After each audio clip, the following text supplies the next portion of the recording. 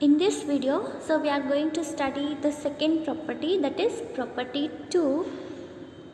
So what does the second property says? That is, if L of f of t is equals to f bar of s, then Laplace transform of t power of n into f of t is equals to minus 1 the whole power of n dn by ds power of n into f bar of s. Okay, so here, as I already told you like previous video, so whichever the property you apply, it's very essential to find your f bar of s first. Okay, so what is your f bar of s? It's your L of f of t, that is Laplace transform of f of t. So now I'll tell you how you have to apply and when you have to apply this property.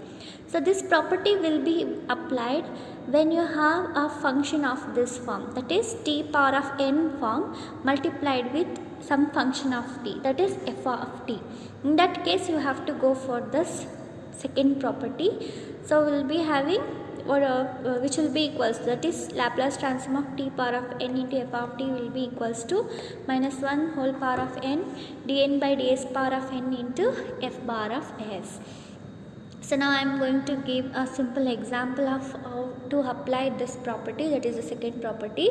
So here we have to find the Laplace transform of t into cos at.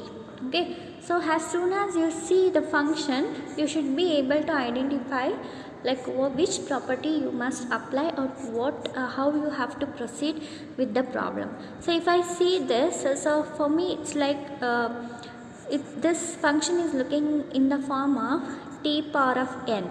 Here I have t, but n is not there. If nothing is there, in the sense it is understood that my n will be equals to 1, isn't it? That is t power of n. This is in the form of t power of n, where my n will be equals to 1 multiplied with cos at. So what is this cos at? This is nothing but some function of t. This cos at is nothing but some function of t, that is f of t.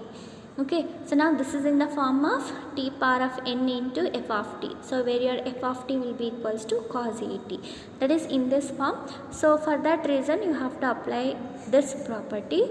So here my n will be equals to 1, and before that, as I already told you, before we apply this property, let us find f bar of s. Okay, to find f bar of s, so what is your f bar of s? F bar of s is nothing but Laplace transform of f of t.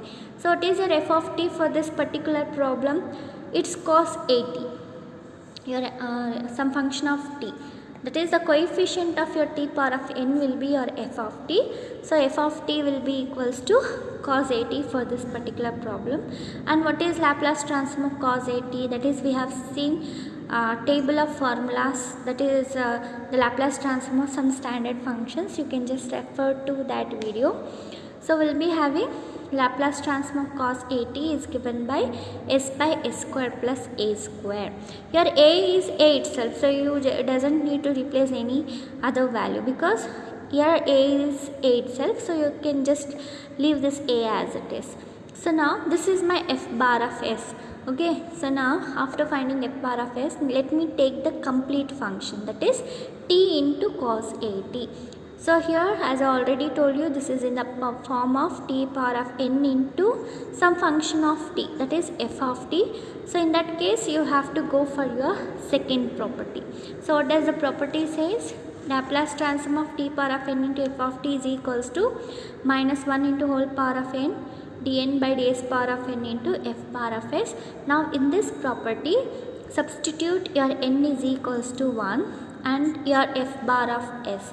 So what is your f bar of s? That is s by s square plus a square for this particular problem.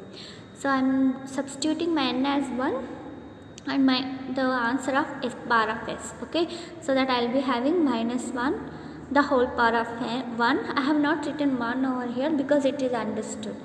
And dn by ds power of n, where my n will be equals to 1. Okay, so that is d by ds of, this is my f bar of s, that is s by s square plus a square. So here you have to apply the quotient rule, that is find d by ds of this function by using the quotient rule.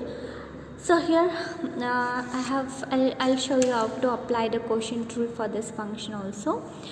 here we have the quotient rule for this function, that is I have to differentiate this whole function with respect to s, that is d by ds of s by s square plus a square. So now let us apply the quotient rule for this function. So this is the rule we have studied in our previous classes, that is d by ds of u by v. So here I have taken s as the parameter because you have to differentiate this whole function with respect to s.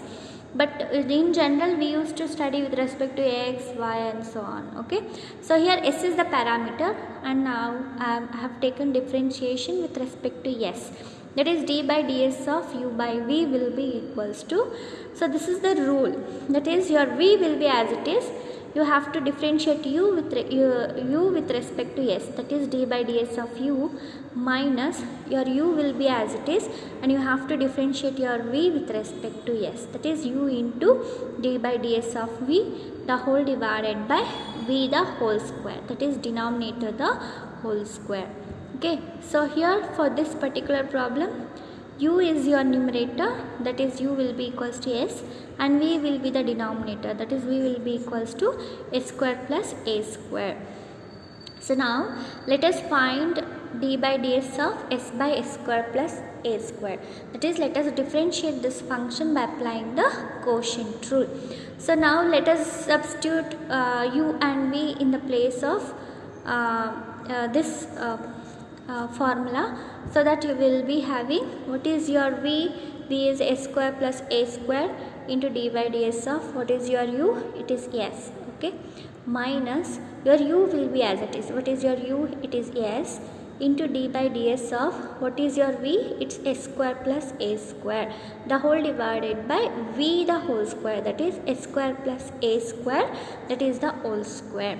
So now the next step, s square plus a square will be as it is, differentiation of s with respect to s will be 1 minus s into differentiation of this whole function with respect to s, that is d by ds of s square will be 2s plus will be as it is, d by ds of the constant a square will be 0, and your denominator will be as it is, that is s square plus a square the whole square. So now let us rewrite this function, that is s square plus a square, if you multiply with 1 the function will remain as it is, minus multiply this s inside the bracket, that is you will be having 2 into s square plus minus s multiplied with 0 will be 0. So the whole divided by your denominator will be as it is, s square plus a square the whole square. So this is the differentiation of s by s square plus a square with respect to s by using the quotient rule. So this step I have shown directly over here.